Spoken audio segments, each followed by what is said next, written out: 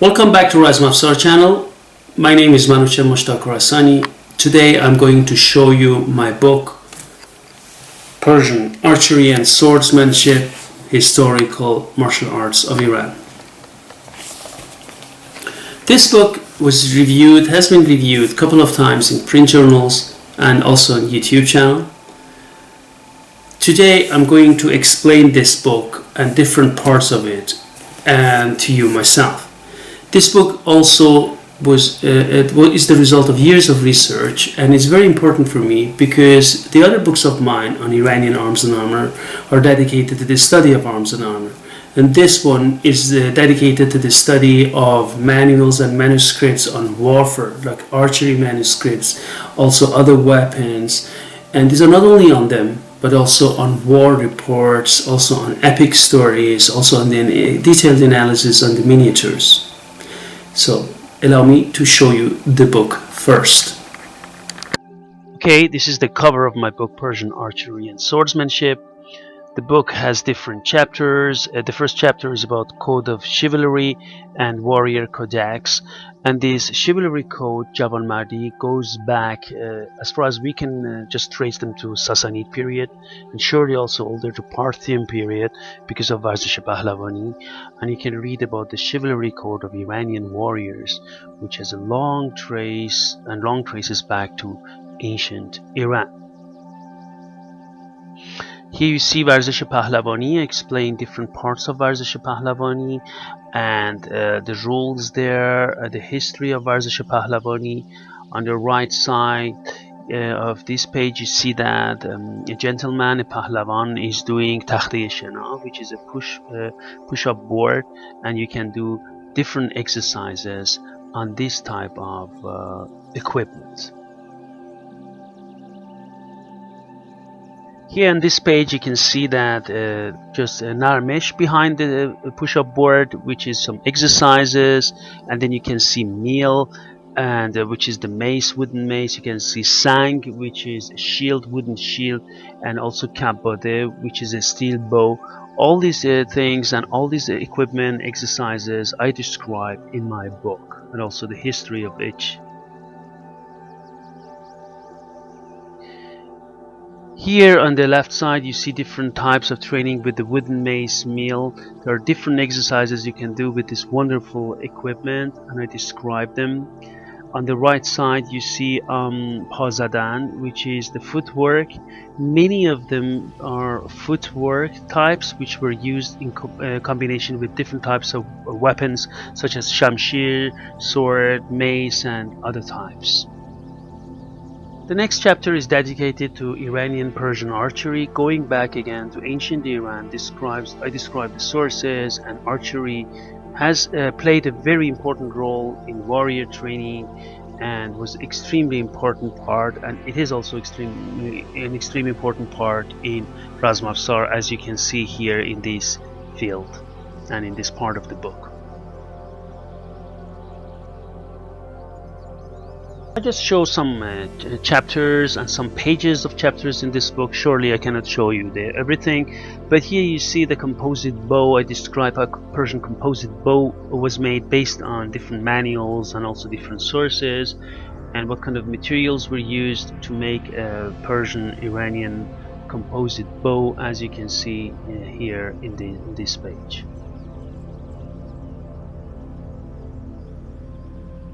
Here you see, for example, I talk about different types of bowstring and also thumb protector, quiver, and the bow case, and also arrow guide, and also extremely important as parts of Javanmardi rules, principles of archery. You can see here in this part of the book.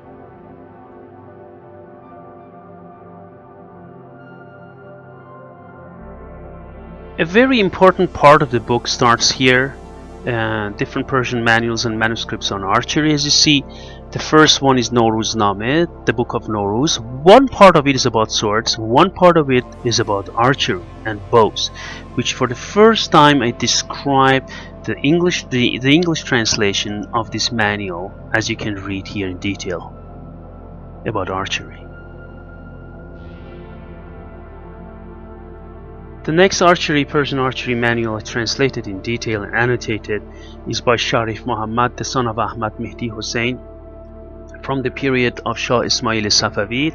It describes in detail also different Persian archery techniques, and here you can see some part of the manuscript and manual which I translated and offered here for you to read.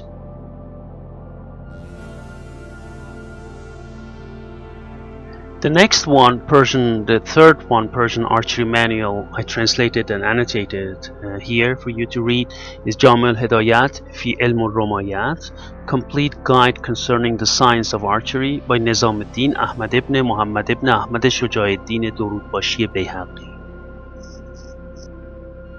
Another archery manual translated and annotated for the first time is Risale-i Kamandari archery manuscript, and here you can also read different techniques which I describe in detail in my book. The next part of my book is about mounted combat and horse classification in Persian manuscripts. Here you can see different types of techniques described how to fight on horseback, and also the classification of different types of horses which were used as weapons in warfare as well. Here, for example, you see different techniques used on horseback. You can see different miniatures showing these techniques from different Persian sources, and all I describe in detail what the Persian manuscripts describe them. You see using lasso, for example, on horseback. Before you see how to use lances, how to use a shamshir sword, and here you see also classification of different types of horses as I described them.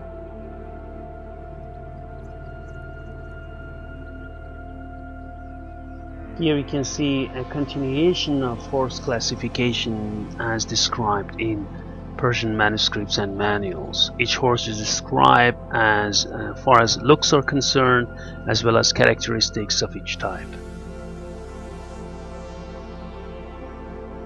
This chapter is on spears and lances, which made up the main weapon of Iranian warriors on battlefield next to the bow. And here I describe them, the history going back to ancient Iran, the main battlefield weapon, as well as during Islamic period of Iran. You see here, for example, from Achaemenid period, different drawings, also stone reliefs in Persepolis, Takht-i-Jamshid, and also during Sassanid period stone relief we have also from Parthian. They are depicted here so you can see them, how far it goes back. And then here you see typologies of spearheads, also I depict them also from the Islamic period, and also how they are depicted in the miniatures as you can see them here and described. Here you see different techniques as described from different sources, which parts of the body are described, how a lance or spear was used. I show them here, and so you can see them, see how these techniques were applied. You see that different techniques are described here, and you can see how each part was used, how parts of the spear were used, which parts were attacked. And then you can see also the defense with the spear, and the next one how the defensive techniques with the shaft, and also with other techniques were used to defend yourself during the battlefield. Again, you see that here also feinting techniques and all are described in this part.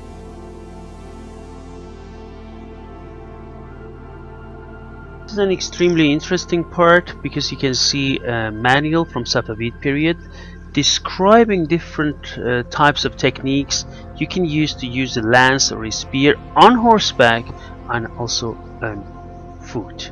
There are described techniques in detail. You see, for example, on this page the techniques are first mentioned: tabu, atbashi, pishagaj, kastang, and havak, and then it goes ahead, they describe them. And then you can see how each one of them should be applied in this part of the book. As an example, for example, here it says the application of pishagaj Pishagaj or Pishagaj. One strikes the right ear of the opponent and then the left ear, and continues with the strike on the left leg and another on the right leg and one on the left ear. All these techniques should be applied fluently in a row. Interesting part of the application of all these techniques is that you can really see how the author emphasizes the combination and exactly says that many strikes should be done on different parts of the opponent's body in order to be effective. Clearly a battlefield description of techniques. Chapter on Shamshir and Separ, sword and shield. From early ages, even from the Shahnameh, you can find, for example, mentions of Shamshir bar Farq Zadan. It is very interesting to see the conservative nature of Iranian fighting arts, like the art which has survived, from ancient Persia to now. You can see a technique, Shamshir bar Farq Zadan, for example, is shown in different miniatures, is mentioned in Shahnameh. Again, described in detail in many war manuals, Persian war manuals, and also battlefield reports. And by tracing them also in manuals like Dastan Hossein Khord Shabistari, histories and tales, you can find all these techniques again described in detail, and you can find like a line and describing different techniques used in different contexts in Persian history. Same line you can also find information on the defensive techniques, how defensive techniques were applied, and find information about them, which parts of the Shamshir and shield you should use to defend yourself. All this information you can find in different manuals and described in different miniatures, and you can find all this information here in this part of the book, right? And you see the miniatures as well and descriptions. You see the continuous application of these techniques in different manuals and depicted in different miniatures. Also, how to grab the hand, sword hand of your opponent, and then forcing and putting him down, are also described in detail in different parts. Sharif Muhammad also talks about swords, but more about the classification of patterns, how to sharpen them, which principles the swordsman should follow, and in contrast to spears and lances, where he describes the battlefield techniques in detail. Here he just talks about this. Based on different types of miniatures, battlefield account, again you can see consistency of different types of names of techniques. I show battlefield axes and also maces, which you can see in this part of my book. You can see different types of classification of maces, what types of maces exist. You can see there here, and well, you can see even the weights of them, attributions, what they were made of, all are described here. Based on miniatures and battlefield accounts, you can see again techniques used by maces and also how they were applied. Again, you see consistency of terms and terminology and phrases which use different types of techniques. In the same line, you can see also how axes were used and described and shown in different manuals, and also shown in different miniatures, Persian miniatures. You can see them here.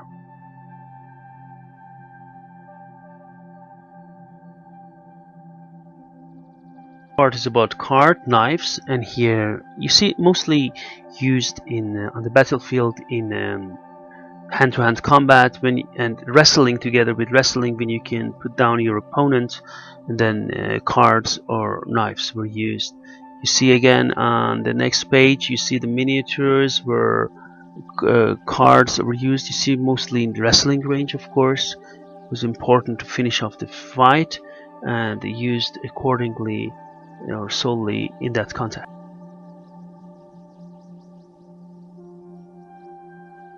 Combinations with knife and shield, separ and card, and also how they were described and used.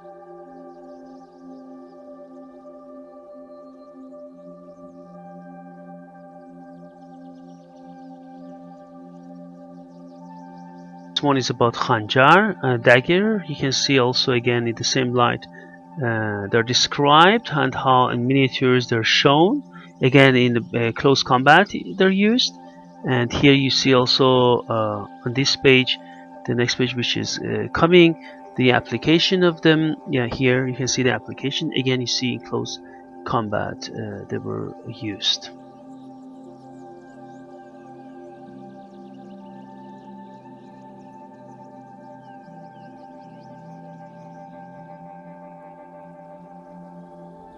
Next part is about Qame and Qaddare. They were dual weapons in contrast to all other weapons which I have shown, which were mainly or only used on the battlefield. Qame and Qaddare were used on the duels and in unarmored combat, and introduced in the Safavid period. And here I describe, you see also the miniatures paintings of the Qajar period Iran carrying Qame and Qaddare, and how they were used. Every Iranian here in Iran knows that not long time ago Qame and Qaddares were used in on the street.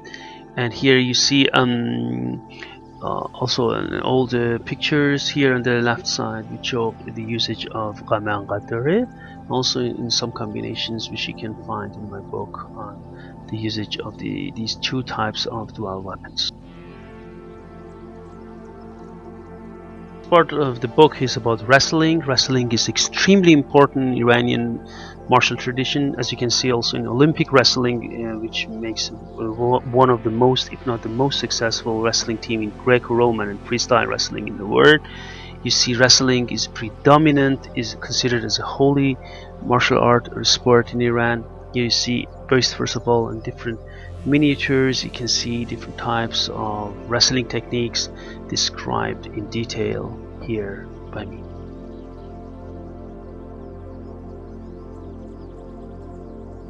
Mid-period war manual by Sharif Muhammad, which described different weapons such as spear and lance and also archery, has an extensive chapter over 40 techniques of wrestling, war wrestling, which he describes in detail, and I show them here for you to see. Here you see continuation of some of these techniques which I show and describe. Also in the Safavid period manual on war wrestling, you see here some of the details.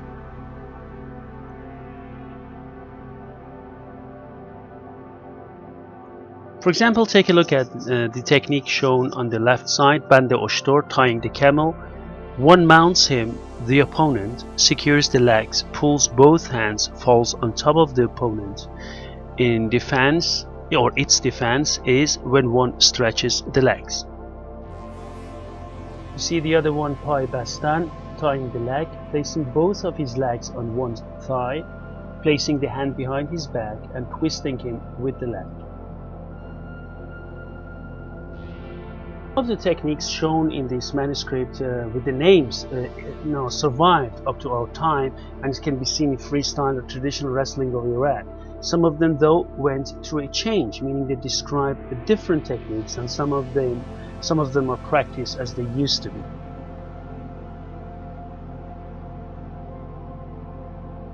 This one is the manuscript of Tumare Puryaye Vali, which is attributed to Puryaye Vali, one of the most famed Iranian wrestlers. This is also a fascinating manuscript on wrestling. Seven wrestling techniques are described in this manuscript, and you see, for example, take a look on the left side on the 20, and this is Qassabi, butcher, the name of the technique, and some of these techniques also survive up to our time. Also make a comparative analysis to the techniques of today's wrestling and traditional wrestlings, which techniques in Tumare Puryaye Vali have survived in today's traditional wrestling of Iran, so you can see them in detail.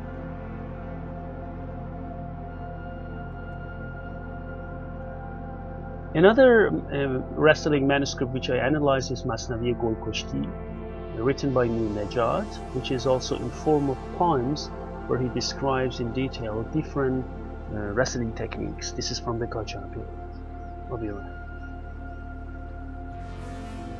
You see here that the whole poem is translated and annotated by me, which is all about wrestling techniques.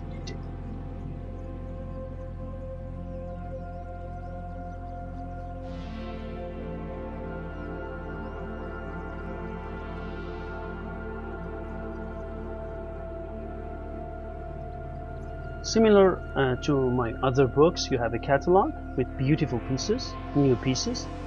Here you see a shamshir from the Safavid period. Just look at the beauty of this, with engravings, with also gilded areas, and this is really a magnificent piece of art.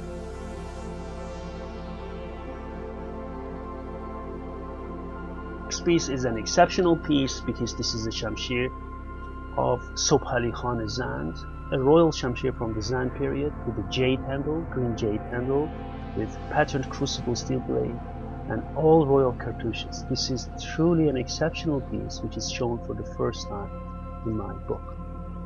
Beauty of Persian shamshir.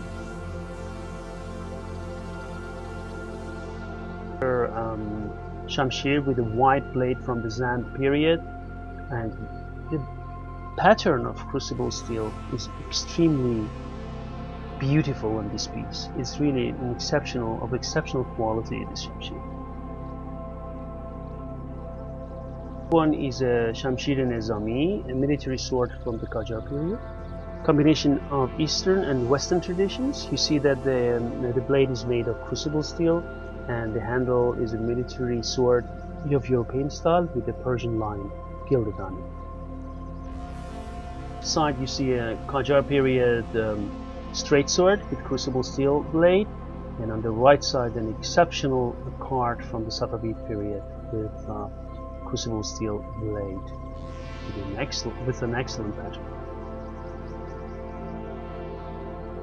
This card is really exceptional. Why? Because mostly cards have handles which are not engraved, khanjars are, but this card from the Qajar period has an engraved handle made of walrus ivory, an exceptional beauty.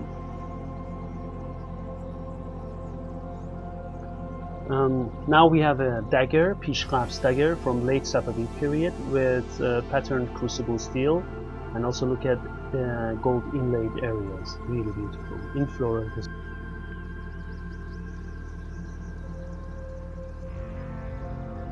Here we have a khanjar, typical Persian khanjar, also patterned crucible steel blade, and also walrus ivory handle, and which is also chiseled.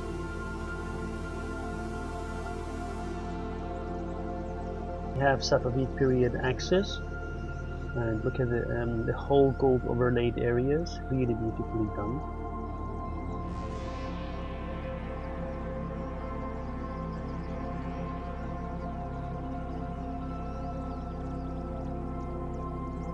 Only some examples of the catalog, obviously, which I'm showing to you. This is a double-headed axe from the Qajar period, Tabaret Dosa, also chiseled, very beautiful.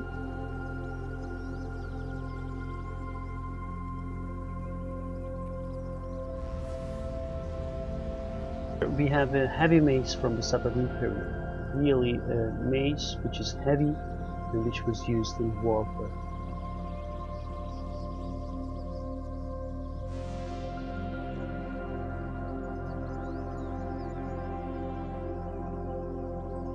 Here we have a beautiful Persian kolahut from the Qajar period in the form of demon, and this is really a nice piece of art.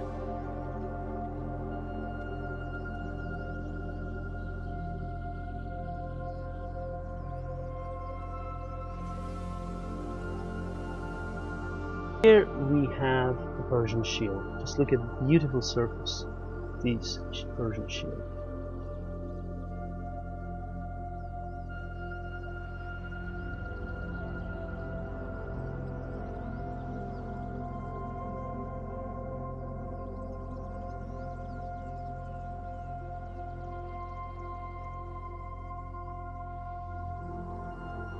The whole book is, you can see different miniatures. At the end of the book, some big miniatures, each one on one page, are printed, so you can take a look at how warfare is depicted in Persian miniatures. For example, you see an example here. You see the armor and pieces of armor and weapons are shown in detail, and really exceptional pieces which are shown here. Here you see from Safavid period also war scene, battle scene, and all the details about these miniatures you can also find in my book.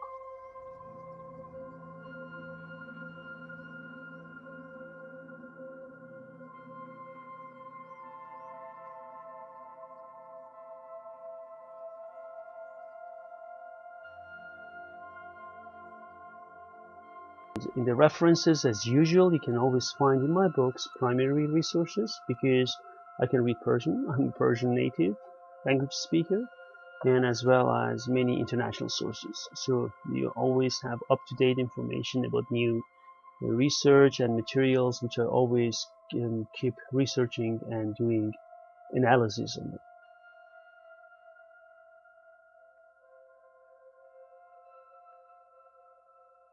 Have I introduced this book to you? The reason is we are having a Kickstarter campaign, and this Kickstarter campaign is meant to finance my upcoming book, Persian Fire and Steel.